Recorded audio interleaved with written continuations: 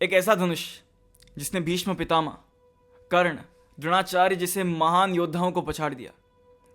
एक ऐसा धनुष जिसने कई कौरवों का नाश किया। Yes, I am talking about Gandiv. एक ऐसा सर्वश्रेष्ठ धनुष which is just once in a kind. And through this video मैं आपके सामने उस गांडीव की कहानी लाना चाहता हूं, कैसे गांडीव अर्जुन के हाथ में आया। So let's get started. तो अर्जुन के हाथ में गांडीव कैसे आया, उसकी स्टोरी बहुत पहले डेट बैक करती है। तो एक राजा होता है जिसका नाम है श्वेतकी। श्वेतकी को यज्ञ करना बहुत बहुत पसंद होता है। वे 100 साल के 150 साल के यज्ञ करना तो उनके लिए एकदम आम बात थी। तो एक बार कुछ ऐसे ही होता है, वे पंडित लोग जो हेल्प करते हैं यज्ञ कराने में, उन्हें श्वेतकी कहते हैं कि चलिए 100 साल का यज्ञ करते हैं। तो पंडित लोग बहुत गुस्से में आ जाते हैं कि अरे यार, इतने सालों से हम यज्ञ करते आ रहे हैं और 100 साल का यज्ञ, इतना समय लगेगा, इतना मेहनत लगेगा।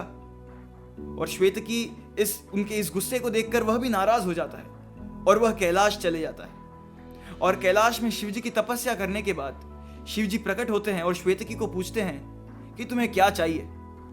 तो श्वेतकी कहता है, मुझे और कुछ नहीं, बस आपके पास पहुंचना है, मुझे सैल्वेशन चाहिए, मुझे मुक्ति चाहिए। तो शिवजी कहते हैं ठीक है, डन डील।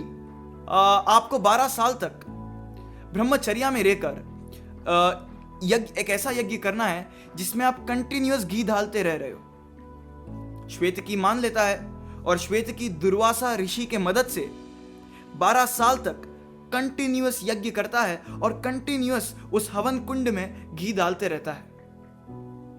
और फिर क्या, शिवजी प्रकट वापस होते हैं और श्वेतकी को अपने धाम ले चलते हैं। तो इस तरह Shvetaki gets salvation.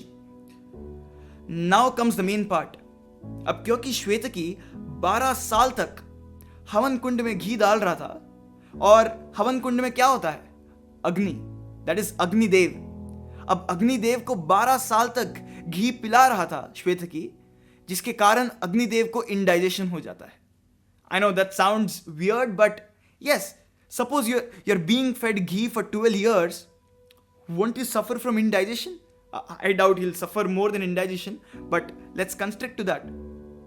And that's what happens with Agnidev. अब अग्निदेव को इतनी चिंता हो जाती है, वे ब्रह्मा जी के पास जाते हैं और उन्हें बोलते हैं कि मैं इस इंडाइजेशन को मतलब निकालूं कैसे। तो ब्रह्मा जी उन्हें कहते हैं कि खंडवा नाम की एक जगह पर खंडवा फॉरेस्ट है, अगर आप उस फॉरेस्ट को जला दोगे तो आपका इंडाइजेशन निकल जाएगा। तो अग्निदेव खंडवा फॉरेस्ट में जाते हैं, उसे जलाने की कोशिश करते हैं, पर उस खंडवा फॉरेस्ट के रक्षक कौन होते हैं, Indradev. Now who is Indra? Indra is god of thunder, he is the god of storm. Now definitely Agni has to lose from Indra. वापस अग्निदेव ब्रह्मा जी के पास जाते हैं और बोलते हैं कि इंद्र वहां उस जगह को रक्षा कर रहे हैं और मैं अपनी इंडाइजेशन को निकाल नहीं पाऊंगा।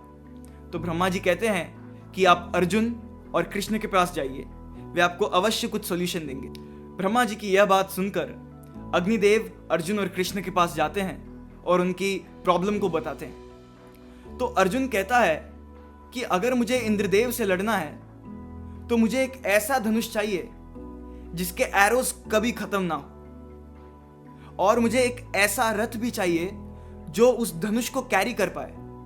क्योंकि समझिए, एक ऐसा धनुष जिसके एरो कभी खत्म ना हो, उसका वेट कितना ज्यादा होगा, तो उसको कैरी करने के लिए एक रथ भी चाहिए। ये 2 चीजें अर्जुन अग्निदेव से मांगते हैं। तो अग्निदेव वरुण देव को बुलाते हैं। अब आपको बता दूं that the current holder of Gandiva was Varun देव।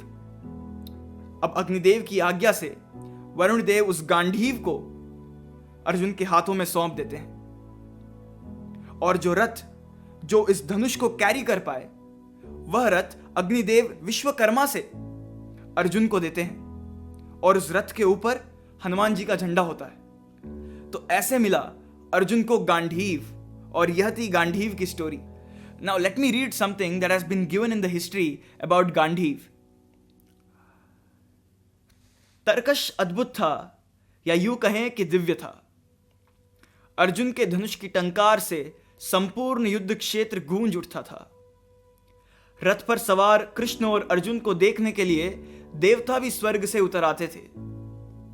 इस धनुष का तरकश अक्षय था, अर्थात इसके तीर कभी समाप्त नहीं होते थे। इसके अलावा कुछ तीर लक्ष्य को भेद कर वापस लौट आते थे। इस धनुष की पूजा देवताओं, राक्षसों और गंधर्वों द्वारा अनंत वर्षों तक की जाती रही। यह किसी भी शस्त्र से नष्ट नहीं हो सकता था और अन्य सभी धनुषों का सामना कर सकता था। जो भी इसे धारण करता था उसमें शक्ति का संचार हो जाता था। तो इस प्रकार थी कुछ गांडीव की महिमा। ये कथा संग्राम की, विश्व के कल्याण की, धर्म अधर्म आदि अनंत, सत्य असत्य कलेश कलंक, स्वार्थ की कथा परमार्थ की, महाभारत। और इसी महाभारत के एक छोटे से हिस्से गांडीव की कहानी आज समाप्त करता हूं। Thank you so much.